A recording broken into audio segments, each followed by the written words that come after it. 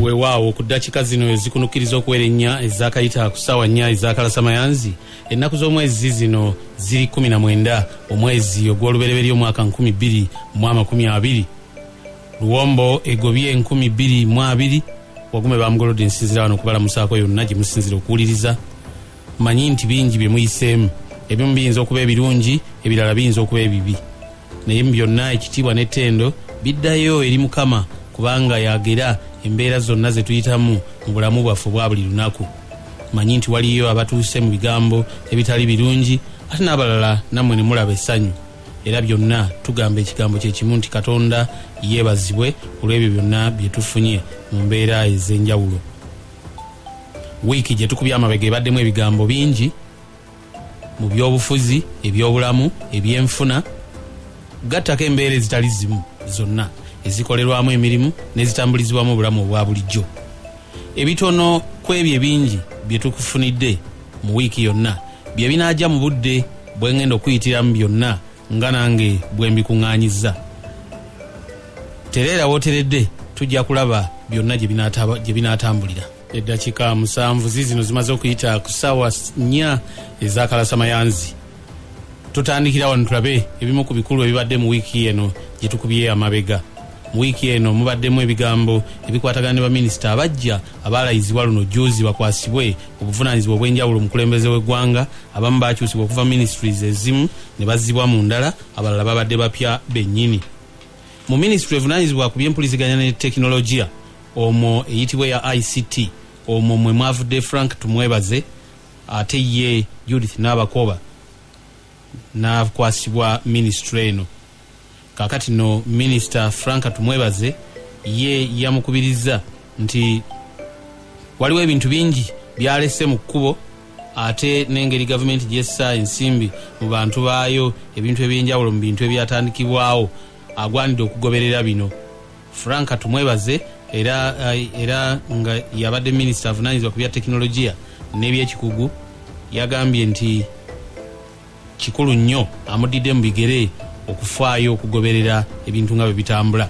Minisita namaze kumuweereza ripoota ya handover. Mu ripoota omwo mulimu ebintu byalina kutwala mu maaso. Ekyamaanyi nnyo kinandyagadde bamuyambe ba technical atwale mu maaso okukola etteeka eriweereza abaana baffe abavumbula ebyamagezi bayita innovation, okuweebwa omukisa gavumenti okubigula mu katale k'okugula. I know it all. You politicians have come, you'll come and go. No. So I am happy that we've been able to carry out reforms together in all the agencies really. Nabakoba Judith ye yagambye nti akkiriza byonna ebitannaba kumalirizibwa ate agenda kuuma ebyo byonna nabyo ebigwanidde okukolebwako. Tugenda kutandikira ku ebyo bye babadde bakola. Si kyangu nnyo kukyusa bintu bibadde bikolebwa mu myaka 3.5 okulowooza nti tugenda bikyusa mu mwaka ogumu ogusigaddeyo ekisanja kiggweko. Tugenda kukola ebyo byaleseewo nga tebinnagguka n'okunyweza ebyo ebituukiddwako. Pozi n'ekirala essiranga bwagambye nti abaana baffe balina ebintu bye bavumbula, okulaba nti tufuba tulabe nti etteeka bwe libateeka tulitwala mu kabinenti basobole okuba nga balitunuulira n'okulyekenneenya ate era n'okutunuulira plans ezo zonna ezibaddewo. Pozi nyongedde n'okubasaba nti twandiyagadde nnyo mutuyambe. Otyo bwe tutuuka mu ministry evunaanyizibwa ku guno na guli general duties, omubaka akiikirira disitulikiti y'e Kakumiro mu Parliament Robina Nabbanja yakwasiddwa ministry eno, naye eno ng'egwa mu ministry y'ebyobulamu. Kati ono yasinzidde wano n'agamba nti obukugu bwabadde nabwo era bwakyalina naddala mu kukubakuba ku bantu, mobilization n'ebirala ebigwa mu mbeera eno, tibugenda kumuyamba nnyo naddala ku nsonga ezikwatagana n'obuvunaanyizibwa ministry eno bwerina. Gamba nga obukubiriza abantu okwegema endwadde, okwegemesa, okwekebeza n'ebirala ebigwa mu mbeera eno. Era Nabbanja n'agamba nti akimanyi bulungi nti 7.5 ku buli 100 ku ndwadde ezisinga ezirumba abantu ezisinga zisobola okuziyizibwa. Kakati ono yabadde ayanirizibwa mu ministry eno Dr. Ruth Acheng, era nga munne gwaddidde mu bigere Sarah Rupendi yabadde tali mu ggwanga. nga tukwataganira wamu ne bannange ekirungi okusinziira ku brief gye baapadde waliwo ekitambula era nja kutandikira okwo naye mukimanyi bulungi nti obulwadde butataganya mu Uganda ebitundu 75 ku buli 100 tusobola okubutangira. Nze nja kusimbaawo amannya awo mbuulire munnayuganda tibanegenda ogemi ngambe mukyala bunnange munnayuganda genda okebeza olubuto lwo ngamba abaana abawala tibanaye mugende mwegemese obulwadde bunnamutta bukyaliyo mbagambe nti banaye bwokola dduyiro osobola okubeera omulamu era bannayuganda mbasuubiza kola wamu nga ttiimu ne bannange tulabe nga tubaweereza tulabe nga tugezaako. Otyo Dr. Cheng yagamba nti Nabbanja Jonas osanga ajja kuyamba ministry eno ddala mu nsonga ezikwatagana n'okuyamba okuyitimusa kaweefube ow'okuziyiza endwadde. We are excited because we have a great lady of the party, the great party, and we are excited because she is a great mobilizer. She's a renowned mobilizer. That one is one of the qualities. She will help us in our endeavors in health promotion and disease prevention to mobilize the public for disease prevention and promoting of the good aspects of health.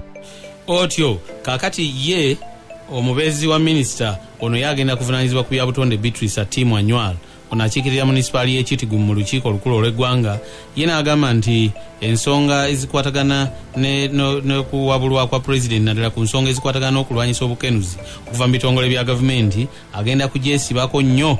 Ono yabadde akwasibwa offensi okuva ku Mary Goreti Kitutu nga ye mubezi yabadde mu kifo kino era nga bano babadde luzira ku kitebe ekikulu ekya ministry eno okumpi n'ekibuga Kampala.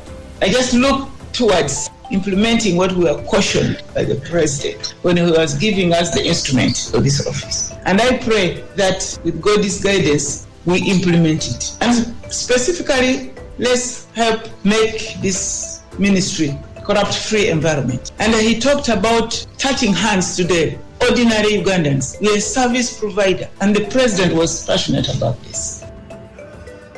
Otyo ebyo byali biri bityo abalala nga bakwasibwa ministry ye yali alondeddwa okuba omumyuka wa ssaabawolereza wa gavumenti Jackson Kafuzi. Ye yali ayanjala ngalo kubanga ekifo ekyamuweebwa teyasobola kukituukako. Kakati noono omukolo gw'okulayiza bano ogwakulirwa Ssaabalamuzi Bati Katurebe mu maka ga President Entebbe ku State House era ne President yaliwo. Baminisita bano baakuba ebirayiro. Rafael Majezi owa gavumenti ez'ebitundu, Judith Nabakoba owa ICT, Peter Ogwang minister gwe twaliyisa omuto newankubadde nga abamu tebakyagala kukiwulira naye omubeezi. Kakati abalala kwaliko Robina Nabbanja akola guno ne guli ministry y'ebyobulamu avunanyizibwa ku by'emizannyo Hamson Obuwa. Moleko Mukama ono agenda kuvunanyizibwa ku byabuvubi ate omubeezi wa minister nga avunanyizibwa ku byabutonde Beatrice Atimu Anywal ne Helen Adowa omubeezi wa minister avunanyizibwa ku by'obuvubi. Mu mbeera eno nga Jackson Kafuzi ye teyalabika kulayizibwa kuno twamunoonya ne tumubuuza kiki ekyabaawo. Ekizibu kya Africa bwe twamunoonya okuzuula ekiki ekyabaawo era ne tutegeera engeri eyamuliko ku lunaku olwo n'atunnyonnyola ebigambo nti osanga ndowooza abantu abamu tebaabitegeera bulungi ebyaliwo. N'agamba nti ye teyasuulibwa busuulibwa ng'abantu abamu bwe babyogera era naye kyokugamba nti yali muto mu myaka nakyo si ye yali ensonga ng'era abantu abamu bwe bagamba. Tunoonya wano Kafuzi ono atubulire ebigambo nga bwe byali. Waliwo n'ebirala byempulira nti ate nze ndi muto nnyo biki naye ezo si ze requirements eziri mu mateeka. You will realize waliwo ministries nga 8 owulira ng'oggyeko position ya prime minister ne vice president ezisigadde zonna teziyina legal requirement eri mu constitution ng'oggyeko eya attorney general ne deputy attorney general. Attorney general article 119 egamba nti no alina okuba nga amaze emyaka 10 mu bwalooya. Deputy 119A alina okuba nga amaze emyaka 7. Kati bwe mba miitinze ebyo ate n'ongamba nti ate nkyali muto nnyo nti ate sirina chambers. Omanyi nti no kirizibwa okuva mu ofiisi ya state attorney n'ofuuka attorney general. Oyinza okuba nga obadde ne mu legislative drafting oba legal advisor nga tolinnyanga kona mu court. Okitegeera kasita oba nga oyina experience, the requisite experience. Pozi bw'oba ngamba nti no waliwo ensonga endala ze bagoberera nze ze simanyi. naye nkyali mugumu nti nno sipiika wabazze ajja kutunulira ebinkwatako asalewo. Otyo Jackson Kafuzi ono yali annyonnyola nti sipiika yali taliiwo akakiiko kakulembera ku nsonga ezize okumalirizibwa, n'olwekyo n'agamba nti ekyokulowooza nti ndowooza baamusuula kubanga yali alina ebintu ebimu ebibulako ku ebyo byali bimwetaagisa, kiyinzika okubanga ekyo kyali kya bulimba ng'abantu abamu bwe bagenda babitambuza. Ministries nyingi okuva mu bitongole okuva mu gavumenti eyawakati zakyusakyusa abamu ku bakulembeze nga pulezidenti bwe yalonda, emabegako abalala ne bawummuzibwa okwasibwa ate obuvunaanyizibwa obulala, so nga abalala bawummulira ddala buwummuzi nga tebateereddwa mu bifo birala. Kati ministries n'empya, baminisita abapya abamu ku abo abagenze mu ministries nga tebabeerangako baminisita, bonna obuvunaanyizibwa babutandikiddewo, bagende batandike okuweereza mu ministries ez'enjawulo. Owuliriza Luwombo 2022 ku dakika 17 ezakayita ku ssaawa 4 ezakalasamanyanzi nga tuli mu kitundu ekisooka eky'essaawa esooka era eya Luwombo 2020. Tukyanoonya wano tulindirira tufune wano okuva mu kitongole ky'amawulire eddoboozi liri nga Kafuzi annyonnyola lwaki ye tebamulayiza ku lunaku luli abalala lwe babalayiza mu nsonga ezikwatagana. Okay, nga bwe tukyalindirira eddoboozi eryo negattiddwako wano Diki Nvule abatuliriza mu ssonyi omuntuuze mu kikeerezi mwasuze muti abasebo ne bannyabo abatuliriza tuli mu program Luwombo 2022. Weewaawo. Obadde oyogera ku Mwami Kafuzi olw'okuba nti teyasobola kulayira nga banne, naye ensonga yaliwo yali nti yalemererwa okulayira olw'okuba nti ekyokusooka ensonda ez'esika zaali ziga nti nno abuzaako omwaka mulamba bwe yali abuzaako, naye nno ye yannyonnyola n'agamba nti nno newakubadde nga baga nti yali abuzaako omwaka mulamba, sipiika ssentebe w'akakiiko aka appointments kano nga keneenya abantu abalondeddwa omukulembeze w'eggwanga kawandiikirwa Registry of Courts akannyonnyole obaddala ono yali alina ebisaanyizo era n'awandiika, naye yagamba nti sipiika bwe yawandiikira Registrar bwe yawandiikira sipiika ate yali tali mu office, nti naye bw'anaaba akomyewo oba oliawo bajja muyita naye abeerenga alayira nga banne, ye ng'agamba nti ebisaanyizo byonna abirina. Okay, kakati ndowooza katukirize eddoboozi lizze kakati mu bigambo bye. Komiti yawandiikira Chief Registrar wa kooti ababulire my working experience. Nayongera nemmanya nti no Chief Registrar yawandiika olunaku olwokusatu ng'abaddamu naye sipiika teyaliiwo, so nsuubira sipiika wanaabaze nja kumanya ekituufu. My CV is very clear, eraga my time of entering on the role of advocates. Article 119A esaba emyaka 7 omuntu okuqualifying okubeera Deputy Attorney General. Kati bwe mba nayingira ku role of advocates nga 18 January 2012 gibeera myaka 8. Besides that, mbeera nina total emyaka 13 eya working experience in the legal field as a lawyer kuva lwe nava ku LDC. Yes, bigambo omuwulira nga nnyonnyola nti obukugu bwonna abulira n'experience gye baali bagamba nti oba oli awo talina nti agirina.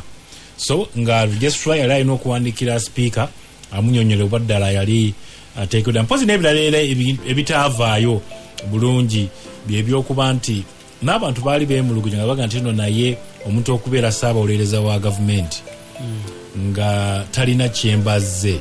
Ensonga eyo nayo yajja nnyo mu kakiiko akanoonyereza nga bagamba nti bonno bandibadde basuubira nti omuntu ali ku ddaala eryo alisi yandibadde n'ekyembazze nga takola na muntu mulala nga bwe wandigambye nti Waguma Nvule and Company Advocates kati nga Nvule gwe balonze okubeera Attorney General. Kiba kirungi n'abeera nga alina kyembazze nga tali wansi wa Waguma ng'ono bw'ali ali mu Chambers. Kafuzi ali muzaalo wa Kafuzi and Company Ladislaus lwa Kafuzi. Kakati kati nga bagamba nti yandibadde n'ekyembazze nga yali ku ntikko. Naye waliwo abantu bangi abakoze obulungi mu bifo ebimu nga nga tebabadde basiniya nnyo ng'omuntu omulala bw'alowooza ate ne ndabayo ne basiniya abavuluza ebintu gye kituufu naye nga ababaka abatula akakiiko ako baali bagamba nti omuntu okubeera ssaabawolereza wa gavumenti kyandibadde kirungi ng'omulabanga mu kooti bwe baba n'emisango nga ye lead counsel oba nga yakulembera mu ttiimu ewolereza okusinga okuba nti akolera wansi w'omuntu. abaka abamu ye yali endowooza yaabwe naye nga boogambye nti tekigana muntu mulimu abantu abakoledde wansi era ne basigala nga balungi nnyo kubanga waliwo abantu ng'olaba simanyi ani yamubuulira pulezidenti oba pulezidenti yali amumanyi ng'omuntu naye nze ndowooza nti waliwo kye bayita obusobozi eriyo n'omuntu ng'asobola okubeera awo nga yakulira ekintu naye nga mufunyo gwe tulabangayo kampuni z'abadvocate ezo nga ziwozeza emisango naye ng'azikulira buli gwawoza bamuwangula. Yes.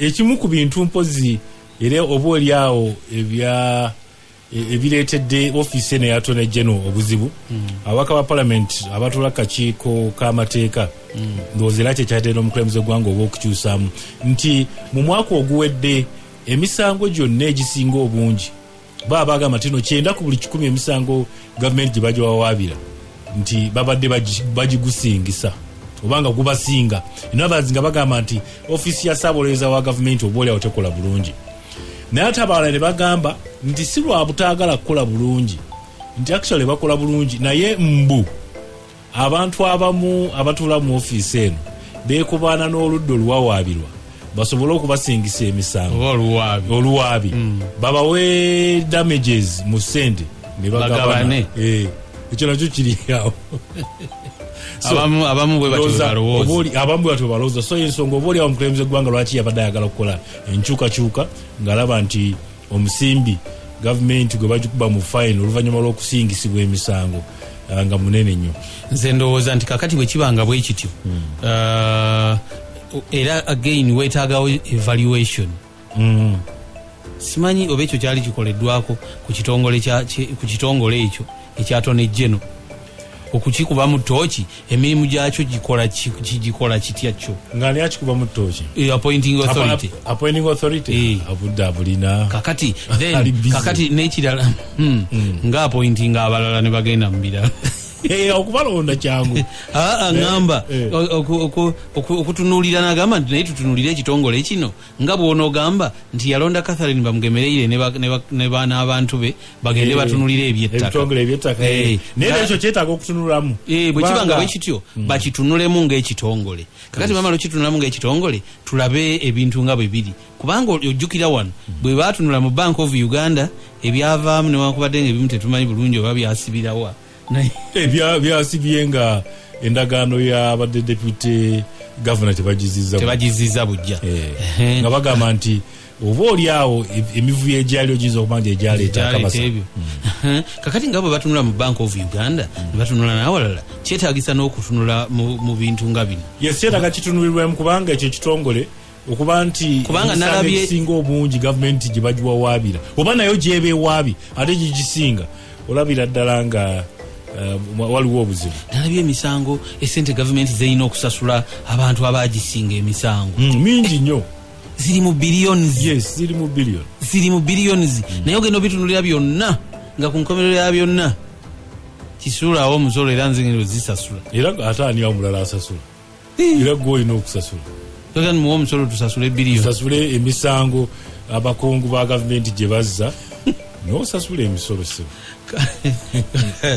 Okay, kakati tugende katono nnyo nga tetunagenda ku kintu kirala. Baminisita nalabye n'abakoba ndaba Beatrice Atimu Anywal, Hamson Obua, ndabayo eri Ogwang n'abalala abo bonna bapya abo ne Nabbanja ye yagambye nti agenda kukozesa mobilization skills obukodyo obunga bw'abadde abukozesa ndowooza mu byobufuzi eri abuleete ne ministry y'ebyobulamu bakoleki bayambeko naddala ku byokugemesa abantu. Nalabye minisita omujja amwaniriza nnyo oli n'amwaniriza nnyo minisita omukulu naga nti ono agenda tuyamba nnyo mobilization skills okumanya yamwagadde oba oli yabaddewo teyabadde nazo okumanya yamwagadde nti neyabaddewo Opendu yabadde taliiwo Opendi yabadde taliiwo bano ne baaniriza ono kaga nti wooliddira ffe katumale okwaniriza ono obadde obuuza nti oba atabadde na skills skills abadde azirina actually abantu badde bamwagala nnyo nga naye nga ministry balaka tebakwatagana bulungi ne mukama we eyo ministry bonna abagirimu si bakyala era bakyala bonna bakyala okuvira ddala ku PS yegundi oli omukyala yali mu State House ani Diana Atwine Dr. Diana Atwine ndoze eyo ministry yonna yabakyala waggulu ku top ate jjukira mwattu emirundi egisinga permanent secretary kumpi yabeera minister kubanga technical gundi zonna yabazimanyi eza ministry kakati tutunulira ministry tulabe kubanga evaluation egenda kujja oba oli ayinza okugamba nti naye baatuwa ekiseera kitono nnyo ekisigaddeyo ekisanja okuggwako kati ffe tugenda kutunulira butunulizi tulabe obanga ddala zonna ministries buli muntu gyagenze anaasobola okukola n'obuvunaanyizibwa ebintu byonna ne bituukirira. Luwombo 2020 era tukyakuleetera ebirala otyo kakati tukomyewo tulabe ebirala eddakiika 29 zino zizakayita ku ssaawa 4 essaawa ya Luwombo 2020. Ebimu ku bibadde mu wiiki gye tukubya amabega mwe mubadde ebigambo ebikwatagana n'ebyokulonda. Okulonda kuno ng'akakiiko k'ebyokulonda kagamba nti ng'akakiiko k'ebyokulonda nga baofiisa okuva mu ministry evunanyizibwa ku nsonga z'obwa president bagamba nti okulayiza kwa president omujja y'emu ku project ezitanaba kuweebwa nkizo mu mbalira y'ensimbi y'omwaka 2020-2021. Kati baofiisa okuva mu ministry y'abwa president abakulembeddwa mu minisita omukulu Esther Mbayo balabiseeko mu maaso g'akakiiko kabwa president ne bagamba nti ministry ye yali yebaza obuwumbi 7 obw'okukola omukolo guno ogw'okulayiza president omujja. Ogiwulira ministry? Ngiwulira. Nga yeetegese bulala. Yali ekoze omukolo ndowooza babibalirira bwe batyo ne bagamba nti kati embalirira tekwata myaka 2 eyo. Ekwata myaka 2. Ndowooza baba batuufu mu ekyo. Naye nga ssente nnyingi ezo ez'okulayiza omukulembeze. Kakati kye tutamanyi zo ne zikola kinaki mubaamu ndowooza abagenyi ababa bayitiddwa omukolo gwennyini omukulembeze okumuwa instruments of power zonna noonya weziraga sirabawo bwolabawo kale kyotuganye emikolo zino nazo bazibalira mu classified tezibeera classified bafulumya budget yazo ne bagamba twakozesa bweziti naye kwegamba omuwendo ogwo bwolaba breakdown oyinza okugamba oba eri exaggerated eyo sinaba kulaba breakdown omuwendo ndabanga oguli exaggerated ennyo okulayira obulayizi kubanga atambuza abasirikale bagende bakole duiro buli naku tebatambula budget batambuza bulijjo yeeriwa ate batambulira kweri olwo eri evaawo guno omukolo gwanjawulo guba gwanjawulo guba gwa ggwanga naguli neera entambula eddala abagenyi ba president omupya ndowooza n'ebintu ebirala bingiko oba bagisuubira muyinza n'okubaamu ndowooza n'ebintu ebimu omukulembeze omujja byanaakozesa tonaafuna biki anti era abamujja ne bwaba mukadde aba afuuse mujja mu kisanja ekipya baba balina omugulira emmotoka empya biki byani byonna ziri ne ziragawa ebyo biyinza okuba nga byange nyinza obyogera nga tebiriimu ziri eziba zibaddewo ne ziddawa ne ziwummula gwe tulaba mu America nti ennyonyi eyo Air Force One omukulembeze bw'amaliriza bw'ati okubeera president amuddirire si gy'akozesa nedda ne wano e Uganda togenda wala nnyo mu America wano e Uganda emmotoka z'aba presidents Obote Amini gye ziri ku State House bazitereka mweziri mu garage bimu ku bintu ku bijjukizo ebibeerawo nti president Amini yavuganga eno president Obote yavuganga eno wezirina zirabako nemutula nemulaba nemugamba emirembe gizze gijja bwegiti ate ebiseera biri ebyayita zabanga za kika kimu Mercedes Benz lwakuba nti kati kampuni endala nazo zizze ne zigivuganya nnyo abakulembeze ne bakozesaako ezimu nga si Mercedes. Nalaba egindi Zanzibar mu kibuga kyabwe kyebayita Stone City, Stone Town. Nalaba ye mmotoka oba yali kikaaki naye baaba nga ye Sultan ndoze yasembayo okuvuga naye nga bagiteeka abantu bagipaakinga. Yes, abantu mugendayo ne mugirambula nemulaba nemuga bavuganga zino yali ayina omupiira nga guyinza okuba gwenkana n'ogwa katulakita ak'ennaku zino. Yali loole yali mmotoka ntono eringa Mercedes. Emmoloka entono okuba n'omupiira guli baaba. My God. Kakati Esther Mbayo agamba nti ensimbi ezo tebazirina. Nga bwe tuli mukati mu kiseera ekyokola ky'okunoonya akalulu n'okulaba nti tufuna omukulembeze w'eggwanga katuziteekere ddala mu budget kiyite nti pulezidenti yenna ali bayiseemu tuleme ate kunoonya ssente okumulayiza kubanga omukolo gw'okulayiza pulezidenti gubeerako abakulembeze b'amawanga mangi kubeerako abantu bangi so gwetaaga okubeera nti guli mu ki tuguteese ssente tuziteese mu budget zibeerewo. Omulidde Mbayo kankuleetere omulala wana ate kakati gwe nkuleetera ono ye wa poliisi. Poliisi yeegamba nti eyagalayo obuwumbi 418 mu obukadde 140 zibayamba okutegeka okulonda okwa 2021. Poliisi oba Electoral Commission? Poliisi. Martin Okoth Ochola bwe yalabiseeko mu maaso g'akakiiko ka Paalamenti ak'ebyokwerinda n'annyonnyola n'agamba nti embalirira yaffe bweti bweyimiridde. Ochola n'agamba nti ku buwumbi 481 beetaaga obuwumbi 228 kwokka bwe bubadde bwakalambikibwa mu mbalirira ey'omwaka ogwo. Ne bagamba nti era bagenda kuwongerako abasirikale ba poliisi 50,000 batere babeeko engeri gye batendekebwamu gattako ebidduka n'ebintu ebirala. It is only last year that we were allowed to begin recruiting. That's how we have 5,000 undergoing training, and we expect by the mid of this year they will pass out and another 5,000 recruited to begin training. Kakati abo nabo bwe batyo. Kakati amaka g'obwa president okusinziira ku State House Comptroller ono mukyala Sara Nachobe Luse Nachobe yagambye nti beetaaga biliyoni 677 okuddukanya amaka g'obwa president. Biliyoni 677 okuddukanya amaka g'obwa president State House.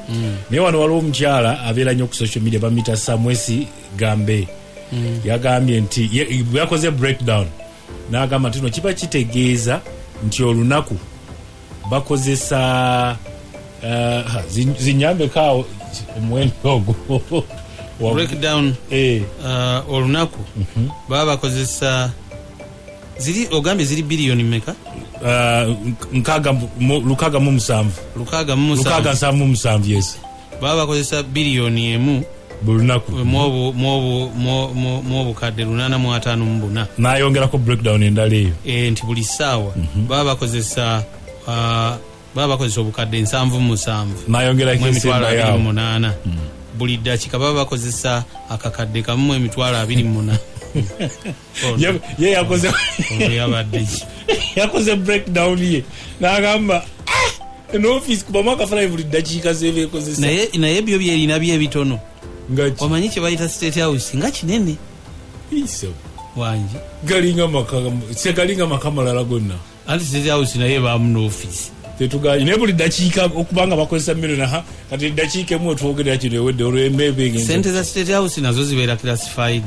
Ezimu zibeera classified yes ezimu ziri classified banga tebayinza kukubulira biki byebakoze naye bakuwa toto gye beetaaga naye tebayinza kukola breakdown nooza kwe kuli ne gifts za president. Yes kakati ate ezo gifts kati nga zenalabye ze yabadde agaba eno egindi bino olugendo lw'ebirembo kati tosobola kumanya oba buli baasa eyo gye nabadde ndaba oba yabaddengamu nga mmeka kakati bwe bityo kubanga ekyo Abaganda bagamba nti k'eŋŋoma kamanywa mu bambi.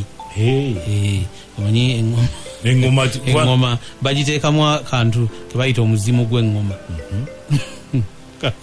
kakati naye eyo bwe tuvaayo nti naye nga tonnavaayo era mu lukuŋŋaana olwo nakyobe mweyeegaanidde bano abantu ba full figure Catherine Kusaasira babuchamani nti yeta bamanyi nga bakozi ba State House era tebasasulwa ku musaala ogwo noza ssente ezo ze zigendera mu birabo president byawo abantu noza basasulwa ku birabo kubanga according officer wa State House agambye nti yeta balina nga abakozi naye bafuna omusaala. Namuwulidde ng'ayogera n'agamba nti okubiraba yabiraba naye tafunanga instrument emugamba nti kati ono bongeddwako kuno kubanga bongerwako baba bakozi ba government bafuuse bakozi ba government n'ate erajjukira nti bukyanga bayingira bafuna omusaala bafuna anti kati ngambe nti nno bayinza okubanga zezimu kuziri classified zotayinza kumanya omukulembeze zabasasulako ate ndowooza abasasulanga ye naye ndowooza kubanga okusinziira ku byenawulidde annyonnyola ndowooza beetaaga n'okuba defininga okunyonnyola bebaani era ne bakola ki kuba nawulidde ayogera ku full figure n'oli gundi nti kati oyo bamu office katwe ng'akola eyo kati ekibuuzo ekyabadde kibuuzibwa nti bano bawabuzi ba pulezidenti oba nedda era kyekyabuuziddwa ye n'agamba nti abamanyi nga ba NRM mobilizer kakati awo kakati kitegeeza ki kitegeeza nti appointing authority president okuva mu office ye era we walina okuva ekiwandiiko ekigenda eri State House controller kimubuulire nti nalonze gundi muwabuzi wange oba si muwabuzi wange naye ali under State House anti bw'olonda abantu abamu ng'abo oba olina okuba mulimu offices zimu zirina structures nga balina okuleeta credentials zaabwe bano zibayinza okuba nga tebalina so nga toyina bw'obateeka mu structures za State House anti kati olwo ne baba baani obuzibu bwe bugenda okugira bagabe ba NRM mobilizer wiiki eno aba NRM bagenda kutuuza tabamiruka naye mu structures zinawulidde secretary general annyonnyolako bano abantu tebaliimu kati ogenda kulaba ate yalabudde abantu bw'oba omanyi toli mu structures zaffe togeza n'ojja ennamboole nalabye ne gundi bw'eri wano njirina yiino wano egamba nti strictly by invitation yes kati bwe baba tebakuyise oba ofuuse nakyeyitize naye jjukira omukulu yabalonda naye tebali mu structure za kibiina anti kati obuzibu obugenda okubaawo nga tebali defined bebaani bo ng'oli abuuza ye kati bano bebaani kubanga bwe banaatuuka wali ne babuuza nti ono yaani nga baga nti oyo muwabuzi wa president nga bali bagamba nti oyo tetumumanyi baga nti bamobilizer nga ne bano bagamba nti ngaffe tetubamanyi jjukira omukulembeze w'eggwanga emabega kaawo yatuuza olukuŋŋaana ng'agezaako okutabaganya ofiisi y'e Kampala olwo abantu abo nga ofiisi y'e Kampala egamba nti no babayisaamu amaaso ate nga tebabamanyi mu structures z'ekibiina kakati waliwo ebibuuzo bingi naye ndowooza simanyi appointing authority erina obiddamu abamu mpulira baabawa emmotoka naye endala nange naziraba naye kati ezo bazijjawa naye bazijjawa omukulembeze w'eggwanga yazibawo simanyi gye bazijja naye yazibawo naye bwakuwa omulimu akuweerako n'emmotoka okusobola okutambula naziraba emmotoka kumpi mwaka mulamba tekuli namba ya State House aye nabo tekuliko namba zaabwe z'abantu so emmotoka eryawo eri numberless kati bamuyimiriza agamba atya wa trafiki abeeramu n'omusirikale ndowooza ono mukulu mwana wa omusirikale yayogera nti ono mukulu bwe ndowooza atanya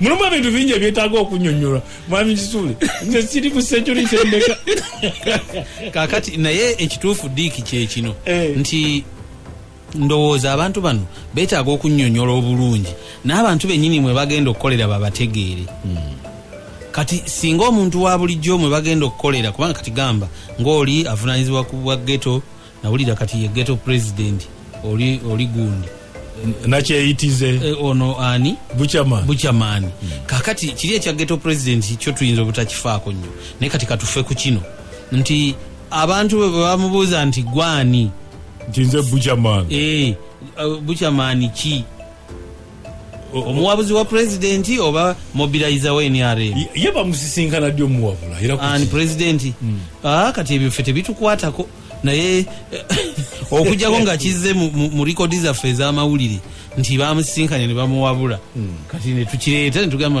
yamuwabudde bwati n'oli n'amuwabula bwati naye bwe nga tekizze gye waliwo president bwe yamulugunya ku bawabuzi be nti oluusi bamuwa obuwabuzi obukyamu nga tebakola risaaki anti simanyi kisinziira wa gye bavudde nze ndowooza nti buli muntu bamulonda okusinziira ku kintu oli nga bw'asobola kati omuntu gwe balonze okubeera owa ghetto ateeka okuba nga era wa ghetto newankubadde nga tekiba nti oteekwa buteekwa kuba naye ate abeera mu ghetto yasinga okugitegeera obulungi kiringa bwolaba wano bwe twalemerera okulwanyisa kye bayita obwavu mu Uganda netulemerera n'okulwanyisa kubanga omuntu agamba nti nze mmanyi omwavu bw'amala n'agenda n'atuula mu Serena Conference Center nga gy'ayogerera ku mwavu oyo aba tamanyi na mwavu omuntu agenda okulwanirira omwavu n'agenda n'ayita mu luguudo ng'alaba nnyumba za ku kkubo aba tamanyi mwavu singa omubuuza nti mbuulira bulangiti y'omwavu efaanana etya bulangiti y'omwavu gye yeebikka gwe mugamba nti taweza dola ya America namba olunaku bulangiti gye yeebikka wali ogirabyeko oba esepiki mwafumbira ebeekunjubuse asagala kumunnyonnyolera ajja kiteeka mu kiwandiiko kye agenda akisomere mu Serena kakati ekitegeeza kyekino nti omuntu gwe balonda okukola ekintu oteeka okubanga bw'obanga tobadde mu kyo oteeka okubanga okola nnyo risaaki okunoonyereza ate mwattu ensi y'ennaku zino oba edda kyali kale ensi y'ennaku zino nti yeetaaga nnyo kye bayita risaaki okunoonyereza totula butuuzi wali kyovola nti oli bwe yeemulugunya nti bano bampa amagezi amagundi agayinza okuba amakyamu ye muntu oluusi okujja n'otula butuuzi awo mu ntebe yo naye ndowooza kiri bwe kiti ng'omuntu bw'atulaawo n'ageneratinga ideas mu mutwe gwe n'agenda n'azifuula reality. Labira ku by'obulimi bw'oyogera ku nsonga za research nti ensangi zino weetaaga nnyo okukola research ku by'obulimi nga tonnaba nakola kintu kirala kyonna mu kifo ky'owandirowooza nti nojja kuva buvyeno ogenda osimba ebintu tosobola olina okusooka okukola kati embeera y'obudde yakyuka edda mu January tetwafunanga nkuba naye kati yino kati gwe bw'onoogendera ku byekikadde n'ogaa nti enkuba ejja kujja mu Gwakubiri oba Gwakusatu weesanga sizoni ekuyiseeko. Kati eyo embeera Luwombo 2020 ebola eddakiika 15 okuwera essaawa 5.